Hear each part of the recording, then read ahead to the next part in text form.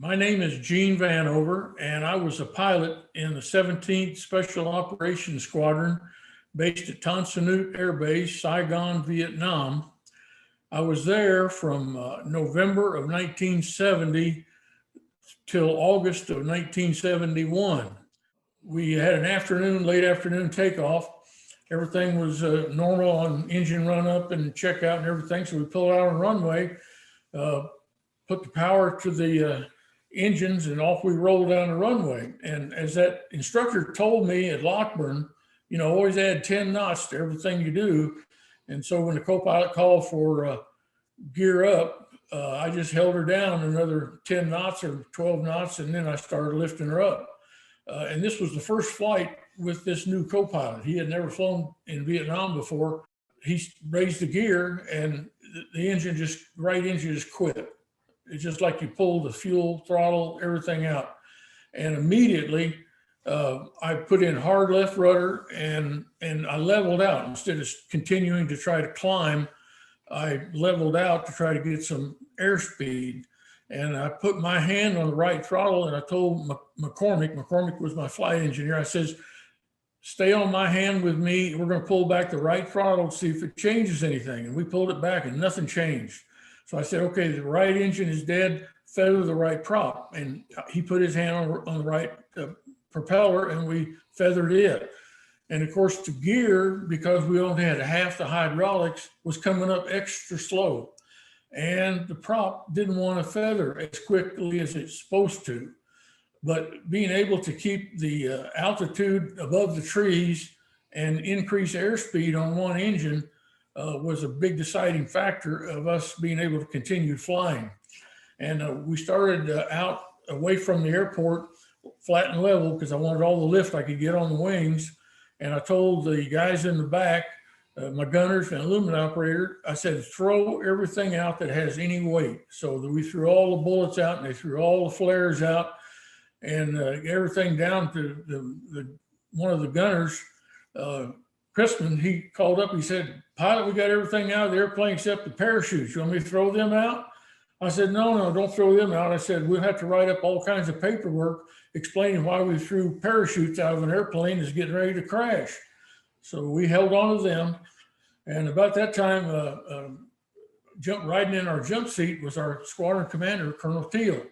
He flew with a different crew to get his combat time every month. And he flew with me fairly often. And he called up and said, pilot. And I said, yes, sir. He said, are we going to crash? I said, well, Colonel Teal, I said, I'm doing my absolute best to see if we don't crash. And I never heard another word out of him. So I guess that satisfied him. And McCormick was really doing a great job keeping that left engine running. To explain a little bit, the cowlings on the engine allow cooling. And if you close the cowling, it lessens the drag. But if you get the engine too hot, you got to open the cowling up. So he was busy opening and closing the cowling, keeping the engine highest performance it could get. And he said, pilot, I don't think we can keep this thing going that much longer. So I went into a slow turn to the right into the dead engine. And so we started downwind back toward Tan Son Nhut runway. And we wasn't gaining any altitude, but we had a good steady 140 knot airspeed. And the flaps were up, the gear was up. And so we were as trimmed out as we could be. And the next crisis was a landing. The problem you have when you only have one engine is that your landing gear operates slower than normal. And if you drop the landing gear too soon, it's going to cause a tremendous amount of drag, and you will go down at a faster rate than you want to. If you lower the gear too late, then you're going to be flaring for landing and the gear won't be down. Well, we were lucky that day. Dropped the gear and everything came down green, 2 green lights on the main gear. But the nose gear didn't have a green light. So I told Christman, I said, look, see if you can see if the gear's down. And he's looking through a little hole toward the front of the aircraft on the bottom. And he said, pilot, it looks like the gear's down. The gear looks like it's down. Well, just about that time, we touched down with the main gear. And that jolt knocked the nose gear a little bit more forward, and we got the green light. So we had all 3 green, and we put the nose down and slowed down. didn't do any reverse drops or anything like that. We just let it coast. And we pulled off the runway.